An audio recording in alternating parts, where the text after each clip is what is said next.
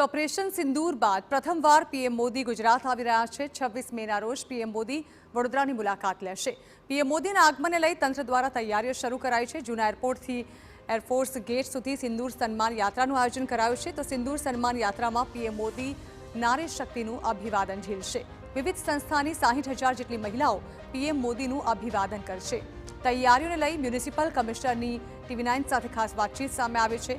વરસાદની આગાહીને લઈને ટીમ સ્ટેન્ડ બાય પર રખાઈ છે। તો ભારતીય સેનાને સલામી આપતા ફ્લોટ્સ પણ તૈયાર કરવામાં આવશે। સર્કલને આઇકોનિક બનાવવાની પણ તૈયારીઓ હાથ ધરવામાં આવી છે। કુલ 150 અધિકારીઓની ટીમ દ્વારા યાત્રાની કામગીરી સંભાળવામાં આવશે। 15 સ્ટેજ બનાવી સાંસ્કૃતિક કૃતિઓ રોડ શોમાં રજૂ કરાશે। એક સર્કલને પણ ઓપરેશન સિંદૂરને ડેડિકેટ કરીને અને ભારતીય try forces army navy air force ભારતીય સેનાને અમે સન્માન કરીએ છીએ અને એમની જે વીરતા અને શૌર્યને ભાગરૂપે માનનીય વીવીઆઈપી પણ આવી રહ્યા છે।